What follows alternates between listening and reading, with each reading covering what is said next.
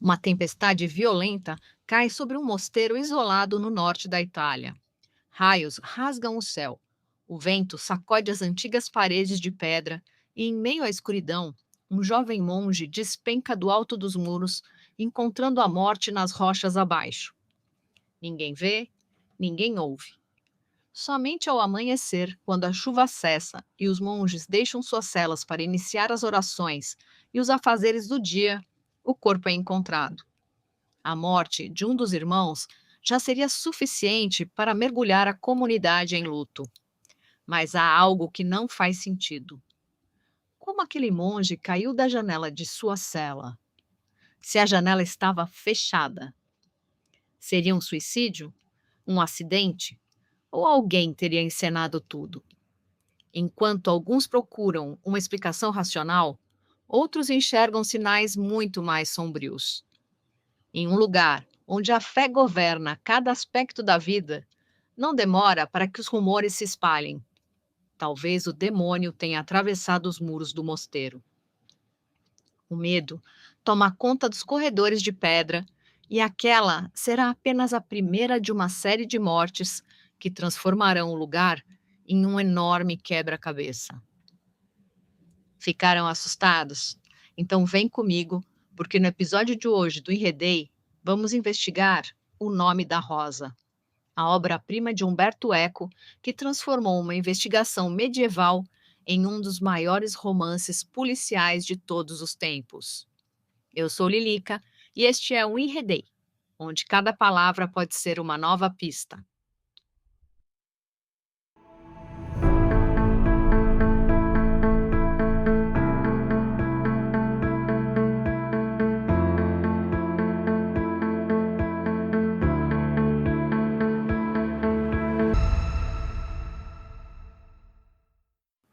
Oi, gente, bem-vindos ao Enredei, o podcast que traz histórias policiais de ficção adaptadas e narradas em um estilo de true crime, e algumas histórias de crimes reais que podem ter inspirado livros policiais ou que parecem ter saído diretamente das páginas de um romance. No episódio de hoje, vamos viajar até o ano de 1327 para conhecer uma das obras mais importantes da literatura mundial, O Nome da Rosa, de Umberto Eco. Publicado em 1980, este foi o romance de estreia de Eco na ficção. Mas não se engane pela palavra estreia. Antes de escrever este livro, Umberto Eco já era um intelectual respeitadíssimo. Era professor universitário, filósofo, estudioso da Idade Média e um dos maiores especialistas em semiótica, a ciência que estuda os signos, os símbolos e a forma como construímos significado. Toda essa bagagem aparece no Nome da Rosa. À primeira vista, a história parece um romance policial clássico. Um monge morre em circunstâncias misteriosas e outro frade é chamado para investigar o caso. Mas, conforme a investigação avança, o mistério se transforma em algo muito maior.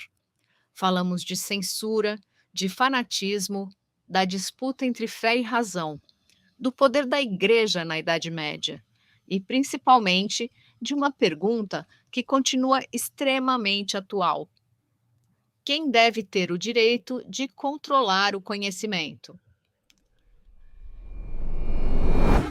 Não por acaso, O Nome da Rosa se tornou um fenômeno editorial.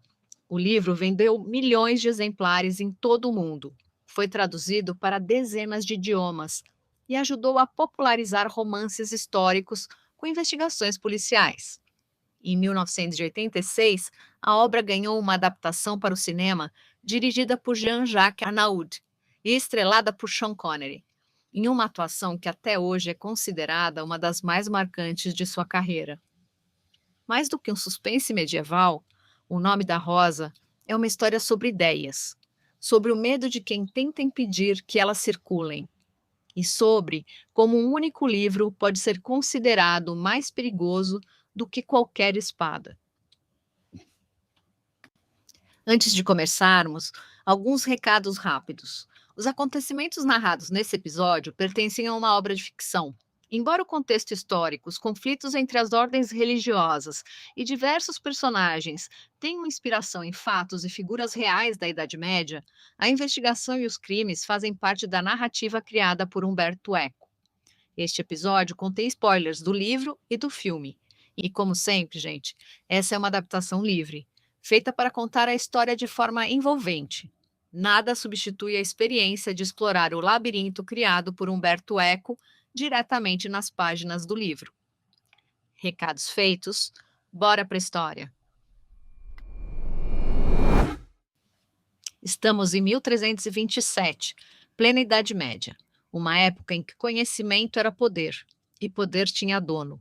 Os livros eram raríssimos, copiados à mão durante meses, às vezes anos, guardados atrás de portas trancadas. Quase ninguém sabia ler. Quem controlava os livros controlava as ideias, e quem controlava as ideias controlava o mundo. É nesse cenário que conhecemos William de Baskerville e seu jovem noviço Adso de Melk. Os dois chegam a um mosteiro beneditino isolado no norte da Itália. Dentro de poucos dias, aquele lugar receberia uma reunião delicada entre representantes dos franciscanos e enviados do Papa. A discussão parecia teológica, mas no fundo era uma disputa por poder. Os franciscanos defendiam que a Igreja Católica deveria viver como Cristo, sem riquezas. Roma pensava diferente.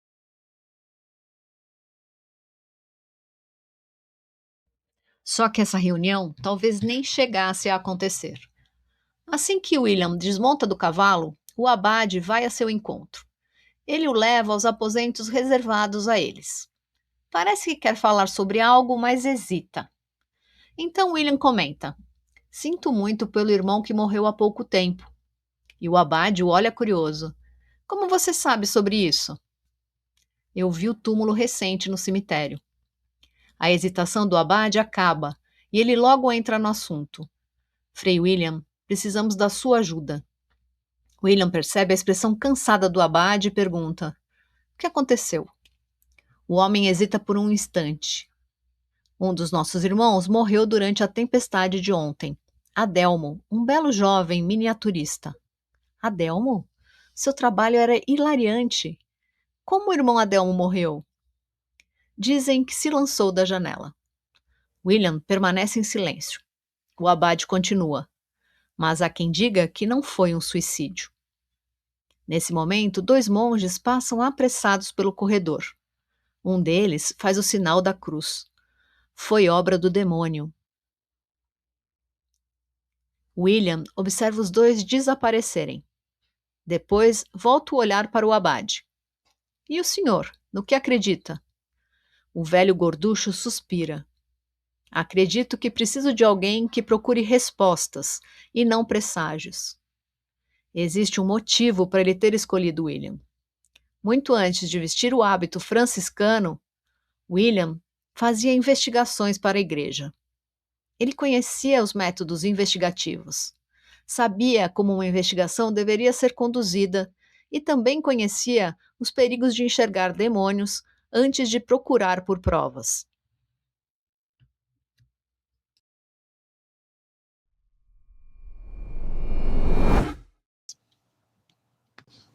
E aqui quero fazer um comentário.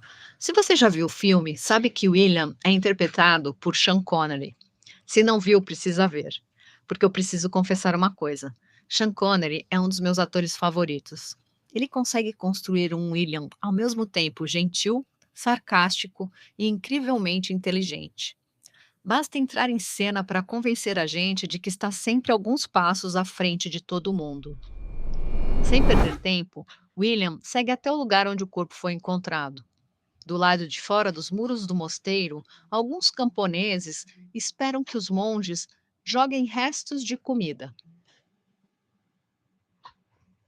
Enquanto os famintos perdem rapidamente o interesse nos dois monges andando pelas rochas próximas ao muro, William observa o chão, as pedras, as marcas deixadas pela chuva. Ele se agacha, passa a mão sobre uma rocha e encontra uma pequena mancha escura. Sangue, murmura. Adso se aproxima. O que isso significa, mestre? William aponta para uma torre próxima. Significa que ele não caiu da janela da cela. Então de onde? Daquela torre. Adso olha para o alto. Mas quem subiria ali durante uma tempestade? William responde quase sem pensar. Alguém decidido a morrer. A conclusão parecia lógica. O monge havia cometido suicídio. O caso estava encerrado.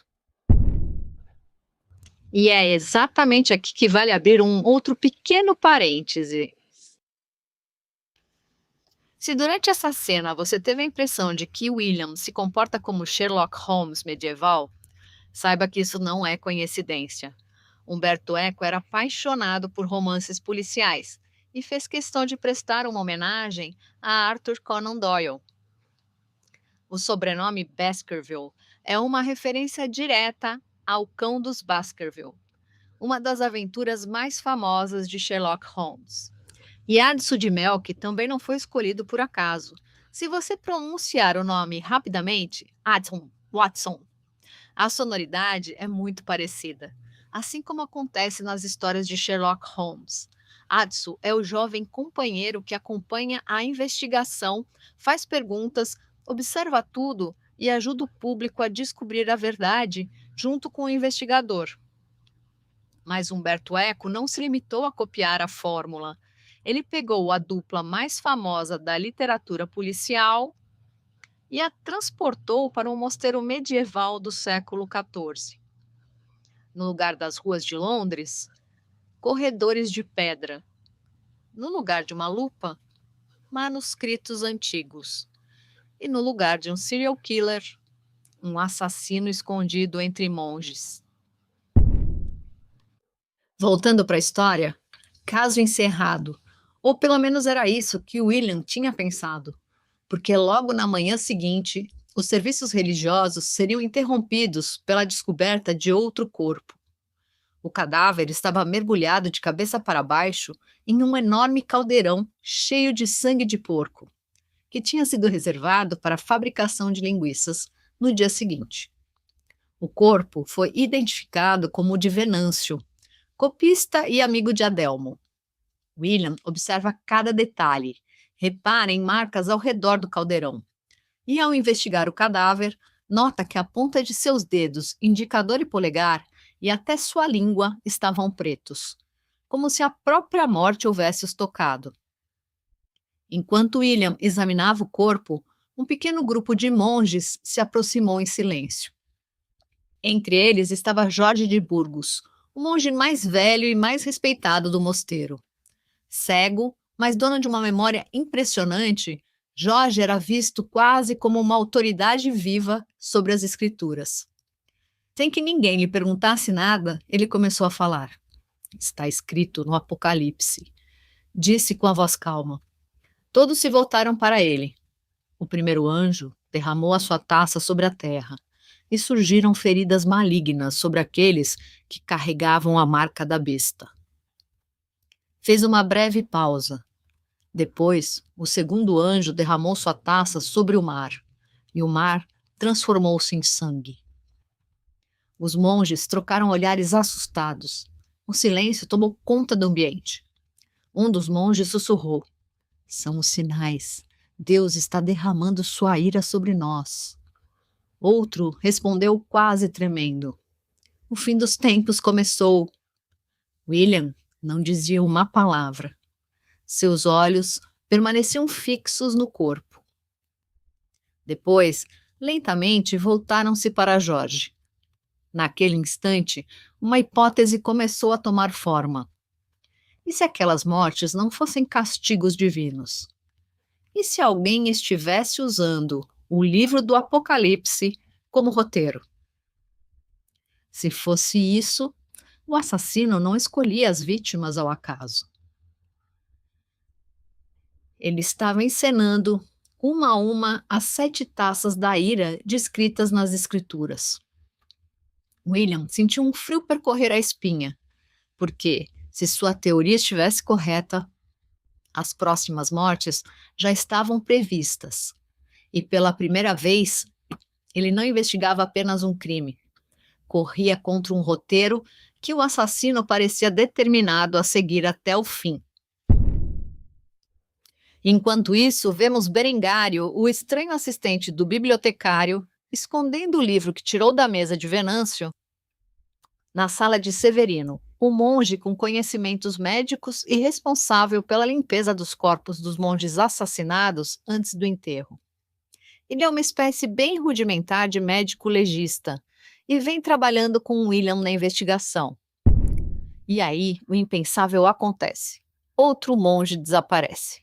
Berengário. As buscas começam imediatamente. Corredores, oficinas, adegas, silêncio. Então um grito rompe o mosteiro. Aqui, venham depressa! O monge foi descoberto morto na casa de banhos. Jorge de Burgos, quase como se estivesse recitando uma oração, fala. Então veio a terceira taça, e as fontes e os rios também se transformaram em sangue. Ninguém consegue falar. Um dos monges faz o sinal da cruz. Outro cai de joelhos. É o castigo de Deus, sussurra um deles. Não, é Satanás. Ele entrou no mosteiro, responde o outro, quase sem voz. O pânico se instala de vez. Se antes existiam dúvidas, agora muitos têm certeza de que forças malignas cercam aquele lugar. Era a terceira taça da ira de Deus, um afogamento. William, no entanto, não olha apenas para o corpo, olha para a cena. E percebe que, de novo, a ponta dos dedos indicador e polegar de Berengário e até sua língua estavam pretos. Enquanto todos enxergam uma manifestação do sobrenatural, ele continua procurando um assassino. É justamente nesse clima de medo que a esperada delegação dos franciscanos finalmente chega ao mosteiro. Os irmãos recebem William com alegria, mas a conversa muda de tom quase imediatamente. Um deles o chama de lado. William, você ainda pode ir embora. Ele sorri discretamente. E abandonaram uma investigação pela metade? O frade balança a cabeça. Não é isso. Bernardo Gui está vindo para cá. Por um instante, William fica em silêncio. Esse nome desperta lembranças que ele preferia manter enterradas. Bernardo Gui não era apenas um inquisidor. Era um homem que enxergava heresia onde William via perguntas. Enquanto William buscava provas, Bernardo buscava culpados. Enquanto um acreditava na razão, o outro acreditava na confissão, ainda que arrancada sob tortura. Os dois já haviam cruzado seus caminhos antes, e William sabia exatamente o que a chegada dele significava. A partir daquele momento, ele não investigava apenas uma sequência de assassinatos.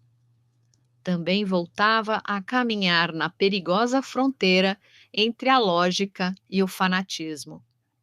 E se cometesse um único erro, poderia deixar de ser um investigador para se tornar o próximo acusado da Inquisição. E é agora que entramos no verdadeiro coração de O Nome da Rosa, o verdadeiro protagonista da história, a biblioteca.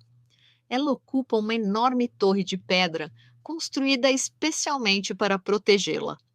Vista de fora, parece apenas mais uma parte do mosteiro. Por dentro, é outra história. Corredores estreitos, salas idênticas, portas escondidas, inscrições em latim, símbolos gravados nas paredes. Um labirinto cuidadosamente planejado para confundir qualquer intruso. E talvez esse fosse exatamente o objetivo, porque quase ninguém tinha permissão para entrar ali, nem mesmo os monges. Apenas 2 pessoas possuíam a chave daquele lugar: o bibliotecário Malaquias e seu assistente, Berengário. Todo o restante do mosteiro conhecia apenas uma pequena sala de leitura. O scriptorium, o verdadeiro acervo, permanecia escondido, protegido, intocável. William e Addison voltam à biblioteca mais uma vez. E Addison pergunta ao mestre: Mas como entrar? William sorri de canto, esperando. Naquela noite, os dois permanecem escondidos no scriptorium, entre mesas, pergaminhos e velas já quase apagadas. O silêncio é absoluto. Eles observam sem dizer uma palavra. Pouco antes da meia-noite, Malaquias aparece. Abre uma pesada porta de madeira no fundo da sala. Entra. Depois de algum tempo, volta carregando alguns manuscritos. Fecha a porta, tranca e desaparece pelos corredores. William espera mais alguns minutos. Só então se levanta. Vamos. Addison o acompanha ainda hesitante. E se nos encontrarem? William responde sem sequer olhar para trás. Então teremos problemas amanhã. Hoje, precisamos descobrir o que estão escondendo. Ao chegar à porta, William examina cuidadosamente a fechadura. Passa os dedos pela madeira, observa o mecanismo. Retira uma pequena ferramenta de metal escondida entre as dobras do seu hábito. Depois de alguns segundos, ouve-se um clique. A porta se abre lentamente. Do outro lado, não existe apenas uma biblioteca, existe um labirinto. Fileiras intermináveis distantes, corredores que terminam em becos sem saída, salas marcadas apenas por símbolos. O ar cheira a pergaminho antigo. E pela primeira vez, William entende por que tantos fazem de tudo para impedir que alguém entre ali. Naquele lugar não estavam guardados apenas livros, estavam guardados séculos de conhecimento, obras proibidas pela Igreja, textos pagãos, tratados de filosofia, descobertas científicas, manuscritos considerados heréticos, livros que, nas mãos erradas, poderiam mudar a forma como as pessoas enxergavam o mundo. William ainda não sabia, mas cada passo dado dentro daquele labirinto o aproximava da verdade e também da morte. Enquanto William tenta decifrar o mistério das mortes, o motivo de sua viagem finalmente começa. A delegação enviada pelo Papa chega ao mosteiro. Bispos, cardeais, frades, homens acostumados ao poder. Do outro lado da mesa estão os franciscanos. O clima fica pesado desde os primeiros minutos. Um dos representantes do Papa levanta a voz. Cristo concedeu autoridade à Igreja, e a Igreja precisa de riquezas para cumprir sua missão. Um franciscano rebate imediatamente. Cristo nasceu pobre, viveu pobre e morreu sem possuir nada. Outro complementa. Como podemos pregar humildade enquanto vivemos cercados de ouro? O salão mergulha em uma discussão interminável. Não se fala apenas de religião, fala-se de poder, de influência, de quem tem o direito de interpretar a vontade de Deus. William permanece ao lado de seus irmãos franciscanos, mas sua mente está longe dali. Aquela discussão pode decidir o futuro da igreja, só que naquele momento ele está muito mais interessado em descobrir quem está matando os monges. É então que algo chama sua atenção. Do outro lado do salão, Severino, o herborista do mosteiro, uma espécie de farmacêutico da Idade Média, era ele quem conhecia as plantas, preparava remédios, pomadas e infusões para cuidar dos doentes do mosteiro. Severino faz um discreto gesto com a mão. Uma vez, duas vezes, até conseguir prender o olhar de William. Quando finalmente os olhos dos dois se encontram, Severino sussurra apenas uma frase: Encontrei. William franze a testa. O quê? Pergunta apenas com os lábios. Severino olha rapidamente ao redor para ter certeza de que ninguém está ouvindo. Depois faz sinal para que William o acompanhe imediatamente. William dá um passo em direção à porta, mas o abade o interrompe. Ainda não, Frei William. Ele não pode sair. Seria uma afronta abandonar uma reunião daquela importância. William lança um último olhar para Severino. O herborista entende, assente com a cabeça e vai embora sozinho. Na pequena enfermaria onde prepara ervas e medicamentos, Severino fecha a porta. Sobre a mesa repousa um livro antigo, o mesmo livro que Berengário havia escondido dias antes. Ele estende lentamente a mão. Respira fundo. Então, era você? Murmura. Antes que consiga abri-lo, ouve um ruído atrás de si. Ele se vira. Não há tempo para reagir. Um golpe violento atinge sua cabeça. O silêncio volta a tomar conta da sala. Quando William finalmente consegue deixar o debate e chega à sala de Severino, já é tarde demais. Severino está morto. O livro desapareceu. Mais um monge, mais uma vítima. E agora, William tem certeza de uma coisa: o assassino também procura por aquele livro. Como se tudo o que está acontecendo não bastasse, o som de cavalos ecoa no pátio do mosteiro. Os portões se abrem, guardas entram primeiro. Depois surge uma figura conhecida por William. Vestes negras, olhar frio, nenhum traço de compaixão. Bernardo Gui, o inquisidor. Atrás dele, homens carregam cordas, correntes e instrumentos de tortura. William observa em silêncio. Sabe exatamente o que aquela chegada significa. Até aquele momento, ele investigava um assassino. Agora, terá de enfrentar dois inimigos. A morte de Severino mergulha o mosteiro em um caos ainda maior. Mas para Bernardo Gui, a investigação já terminou. Ele procura alguém que possa ser condenado. E para ele, esse alguém é Remígio, o cozinheiro do mosteiro. Existe um motivo. Anos antes, Remígio havia feito parte dos Dolcinianos, um grupo considerado herege pela Igreja. Eles pregavam que os ricos deveriam abrir mão de suas riquezas e defendiam uma reforma radical da sociedade. Muitos recorreram à violência e acabaram perseguidos pela Inquisição. Remígio conseguiu fugir, entrou para o mosteiro e mudou de vida.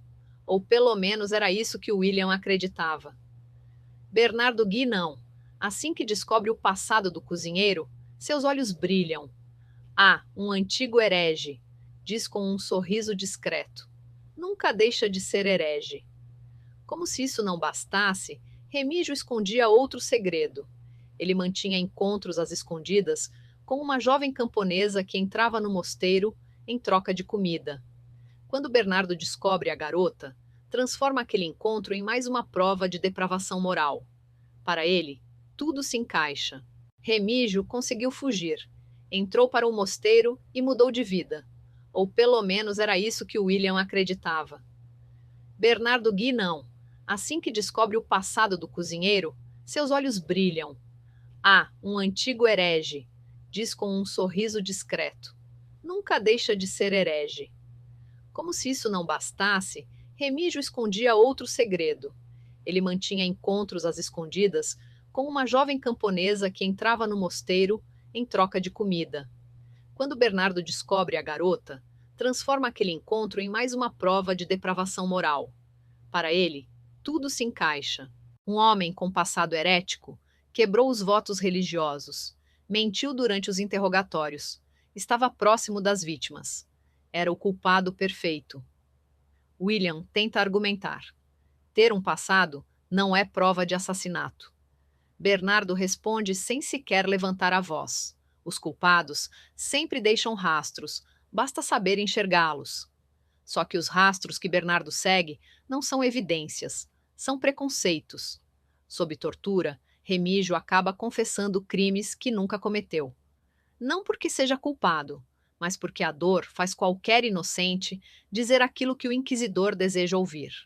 William assiste essa cena impotente, e enquanto Bernardo acredita ter encerrado o caso, o verdadeiro assassino continua livre e continua circulando pelos corredores do monastério. Na manhã seguinte, os monges se reúnem para uma cerimônia religiosa. O ambiente é pesado, o medo tomou conta de todos. Ninguém fala sobre outra coisa. É então que William percebe algo estranho. Malaquias, o bibliotecário.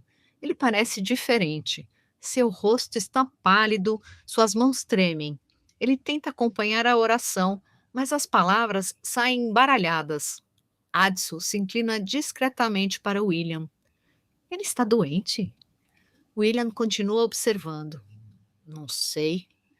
De repente, Malaquias leva a mão à garganta. Respira com dificuldade. Dá alguns passos cambaleando. Os monges interrompem a cerimônia. Segurem-no! Alguém grita. Mas já é tarde. Malaquias cai diante do altar. Seu corpo começa a se contorcer. Uma espuma escura escapa de sua boca. William se ajoelha ao lado dele, segura sua mão e então vê o detalhe que procurava: as pontas dos dedos, negras, a língua também negra, os mesmos sinais, exatamente os mesmos sinais das vítimas anteriores. Malaquias tenta dizer alguma coisa. Os lábios se movem, mas nenhuma palavra consegue sair. Poucos segundos depois, ele morre. O silêncio que toma conta da igreja é absoluto. Alguns monges fazem o sinal da cruz, outros choram. Jorge de Burgos permanece imóvel, como se já esperasse aquele desfecho. William, porém, não olha para o rosto do morto, olha para suas mãos. Depois, sua expressão muda completamente. Não, diz quase para si mesmo. Adso o encara. O que foi? William fala em voz baixa. Não é uma doença. Ele se levanta lentamente. Também não é veneno colocado na comida ou na bebida, como disse Bernardo Gui. Adso espera a conclusão. William olha para as estantes da biblioteca, visíveis ao longe, e finalmente liga todas as peças. As vítimas tinham uma coisa em comum. Qual, mestre? Todas elas leram o mesmo livro. Adso franze a testa. Ué, mas como um livro pode matar alguém? William permanece em silêncio por alguns instantes. Depois responde: essa é exatamente a pergunta que precisamos responder. Pela primeira vez, desde que chegaram ao mosteiro, William acredita estar realmente próximo da verdade. Agora, ele não procura apenas um assassino, procura um livro tão perigoso que qualquer pessoa que o leia parece estar assinando a própria sentença de morte. Mais tarde, enquanto Bernardo Gui prepara o julgamento, William percebe que o tempo está acabando. Ou ele descobre quem é o assassino naquela noite, ou mais pessoas inocentes morrerão antes do amanhecer. Remígio já foi condenado. A jovem camponesa sequer terá direito a se defender. Para Bernardo Gui, a sentença já está escrita. Só falta acender a fogueira. William toma uma decisão. Adson, nós vamos voltar para a biblioteca. O noviço o encara assustado. Agora? Depois de tudo o que aconteceu? William apenas responde: se existe uma resposta, ela está lá. Mais uma vez, os dois esperam a noite cair. O mosteiro parece diferente. As tochas iluminam apenas pequenos trechos dos corredores de pedra. O restante permanece mergulhado na escuridão. Do lado de fora dos muros do mosteiro, homens empilham lenha na praça. O estalar da madeira ecoa pela madrugada. Bernardo Gui acompanha tudo em silêncio. Para ele, justiça e punição são a mesma coisa. William e Adso atravessam o escritório sem fazer o menor ruído. Apesar da porta da biblioteca se abre mais uma vez. O labirinto os recebe como se estivesse vivo. Corredores que parecem mudar de direção, portas idênticas, salas marcadas por enigmas em latim. Quanto mais avançam, mais fácil é se perder completamente. Adso para de repente. William, o que foi? Você sabe voltar? William sorri discretamente. Ainda não. Os dois continuam caminhando. Em determinado momento, William percebe algo curioso. As salas não estão distribuídas ao acaso. Os símbolos, as iniciais gravadas sobre as portas. Tudo parece seguir uma lógica. Não é apenas uma biblioteca, diz quase para si mesmo. É um mapa. Adso olha em volta sem entender. William passa a mão sobre uma parede. Depois observa uma janela. Em seguida, consulta um pequeno pedaço de pergaminho onde havia anotado algumas inscrições encontradas na noite anterior na mesa de Adelmo e Venâncio. De repente, as peças começam a se encaixar. Eles organizaram os livros por regiões do mundo. Cada corredor representa um continente. Cada sala corresponde a uma parte desse território. A biblioteca inteira é um enorme quebra-cabeça, e alguém queria que ninguém fosse capaz de resolvê-lo. Enquanto William finalmente aprende a se orientar naquele labirinto, os sinos começam a tocar do lado de fora. Adso estremece. A fogueira, mestre. William fecha os olhos por um instante. Ele sabe exatamente o que aquilo significa. Bernardo Gui já está levando Remígio e a jovem camponesa para a execução. Não há mais tempo. William aperta o passo. Se encontrar o livro, talvez ainda consiga impedir uma injustiça. Se falhar, quando o sol nascer, não será apenas o assassino que terá feito mais vítimas. A própria igreja terá queimado 2 inocentes em nome da verdade. Enquanto os sinos anunciam o início da execução, William e Adso finalmente chegam ao centro do labirinto. Uma porta diferente de todas as outras. Sobre ela, apenas 2 palavras: Finis Afecai. Durante dias, aquela sala parecia uma lenda. Agora, ela estava diante deles.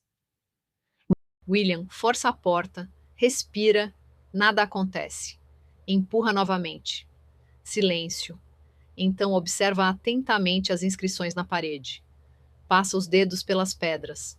Uma delas se move. O mecanismo escondido havia permanecido ali por décadas, porque a porta se abre lentamente. O cheiro de pergaminhos antigos toma conta do ambiente. Ali estava o verdadeiro tesouro do mosteiro. Livros que ninguém deveria ler. Manuscritos perdidos. Obras proibidas. Durante toda a investigação, ele acreditava que alguém estava matando para esconder um livro. Na verdade, o livro era apenas o instrumento. Jorge havia espalhado o veneno nas bordas das páginas. Toda pessoa que molhava os dedos na língua para virar as folhas absorvia o veneno lentamente. Era assim que os monges morriam. Os dedos escureciam primeiro, depois a língua e, por fim, a morte. William encara Jorge. Tudo isso por causa de um livro.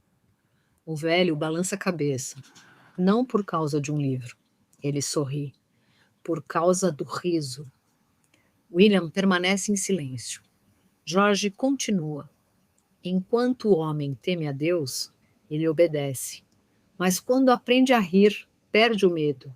E um homem sem medo começa a questionar. William responde imediatamente. O conhecimento não destrói a fé. Jorge rebate. Destrói a autoridade. William percebe que nunca esteve caçando apenas um assassino. Estava enfrentando uma ideia. A ideia de que o conhecimento deve pertencer a poucos a qualquer preço. Enquanto isso, do lado de fora do mosteiro, Bernardo Gui conduz Remígio e a jovem camponesa até a praça. As estacas já estão erguidas. A lenha está empilhada. Os soldados afastam a multidão. Bernardo ergue a voz. Que a justiça de Deus seja cumprida. Mas ninguém responde. Os camponeses observam em silêncio.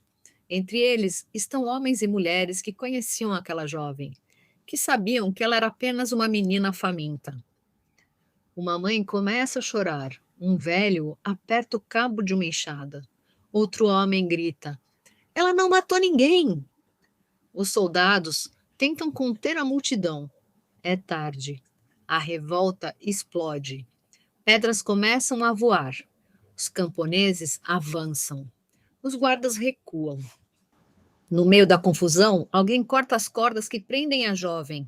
Ela corre e desaparece entre a multidão. Bernardo Gui tenta fugir. Sobe rapidamente em sua carruagem. Os cavalos disparam pela estrada estreita que desce a montanha. Mas os camponeses não desistem. Correm atrás, empurram. A carruagem perde o equilíbrio.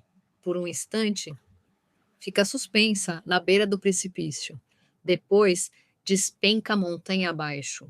O homem que passou a vida inteira condenando outros à morte encontra seu próprio fim. Lá dentro da biblioteca, William ainda tenta salvar o manuscrito, mas George toma a decisão definitiva. Arranca as páginas do livro, começa a mastigá-las. Depois, derruba uma lamparina acesa sobre os pergaminhos. O fogo se espalha numa velocidade assustadora. Em poucos minutos, as estantes se transformam em tochas gigantes. William e Adso correm desesperados tentando salvar o máximo de livros, mas é impossível. Séculos de conhecimento desaparecem diante de seus olhos. A maior biblioteca da cristandade é consumida pelas chamas. Quando finalmente conseguem se escapar, William para diante do mosteiro em ruínas. Nenhum dos dois diz uma palavra. Depois de alguns instantes, Adso quebra o silêncio. Então, mestre, nós perdemos? William observa a fumaça subir lentamente para o céu. Descobrimos quem matou os monges. Faz uma pausa. Mas não conseguimos salvar aquilo que eles morreram tentando proteger. Com Jorge finalmente desmascarado, o mistério que parecia impossível de resolver deixa de ser um amontoado de coincidências. Cada morte, cada pista, cada mentira, cada tentativa de esconder o livro. Tudo fazia parte de uma mesma corrente de eventos, iniciada muito antes da chegada deles ao mosteiro.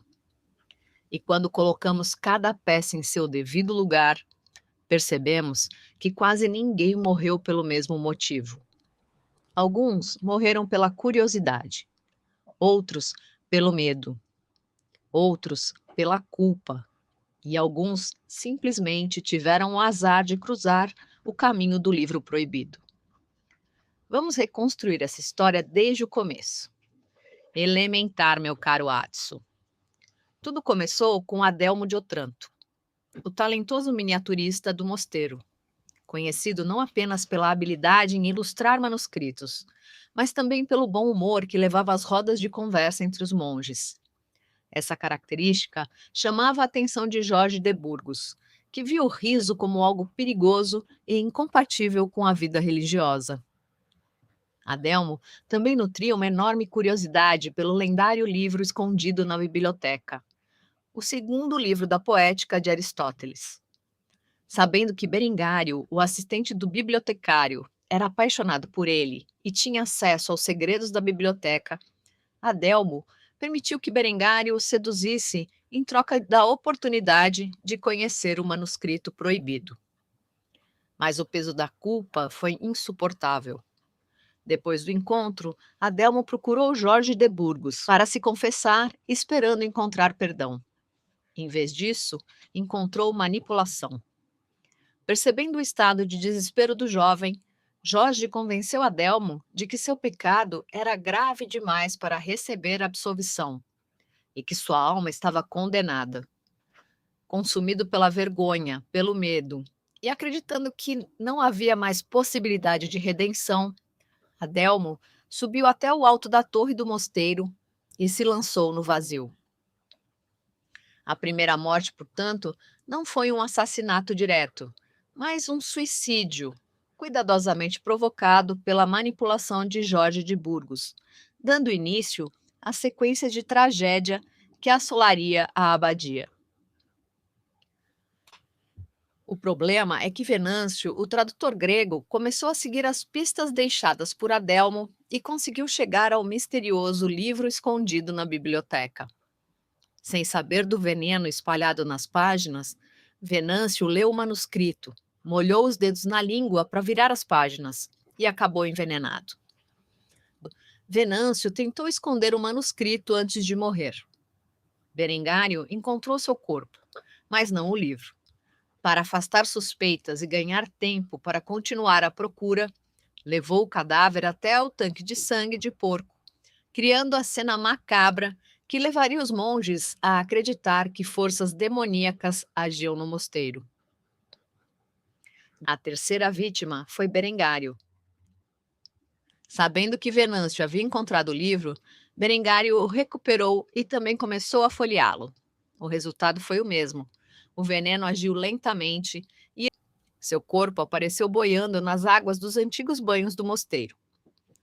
Enquanto William tentava entender aquele padrão de mortes, Severino, o herborista responsável pelos remédios da abadia, acabou encontrando o livro escondido por Berengário. Sem imaginar o perigo que carregava nas mãos, Severino avisou discretamente William de que havia encontrado uma pista importante. Mas alguém ouviu essa conversa. Malaquias, o bibliotecário, recebeu de Jorge a ordem de recuperar o manuscrito antes que ele chegasse às mãos de William. Quando encontrou Severino sozinho na enfermaria, matou o herborista com um golpe na cabeça e levou o livro de volta para a biblioteca. Só que Malaquias também não resistiu à curiosidade. Antes de devolver o manuscrito, abriu o livro proibido. Virou as páginas, molhou os dedos na língua e acabou envenenado exatamente como os outros. Durante a missa do dia seguinte, diante de todos os monges, Malaquias começou a passar mal, caiu no chão e morreu, tornando-se a última vítima do mesmo plano que ajudara a proteger. No fim das contas, Jorge quase nunca precisou matar com as próprias mãos. Seu verdadeiro instrumento era o medo do conhecimento. E um livro que transformava a curiosidade humana em uma sentença de morte.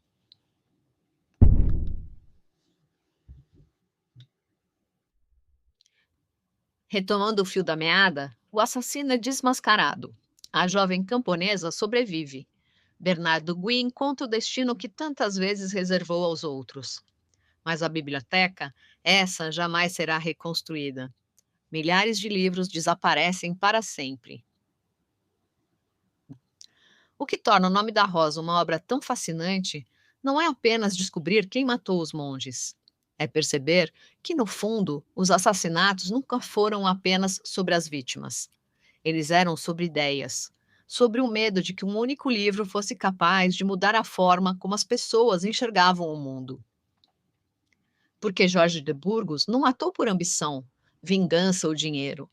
Ele matou porque acreditava estar protegendo a fé. Ao longo da história, muitas pessoas cometeram atrocidades convencidas de que estavam fazendo a coisa certa. No fim, O Nome da Rosa nos lembra que o conhecimento nunca é completamente neutro. Ele pode libertar, pode incomodar, pode desafiar estruturas de poder. E exatamente por isso, tantas vezes foi censurado, escondido ou destruído. É impossível terminar essa história sem olhar para o presente. Os livros talvez não sejam mais queimados em grandes fogueiras como na Idade Média, mas ideias ainda são silenciadas. Informações continuam sendo manipuladas e, de diferentes formas, ainda existem pessoas que acreditam que o melhor caminho é impedir que outras pensem por conta própria.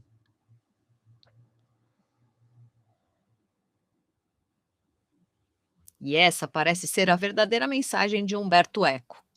O perigo nunca esteve nos livros. O perigo sempre esteve em quem acredita que tem o direito de decidir quais histórias podem ser contadas e quais devem desaparecer. E eu quero saber a opinião de vocês.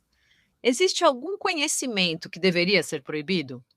Ou toda ideia, por mais desconfortável que seja, merece ser preservada e debatida? Conta para mim nos comentários.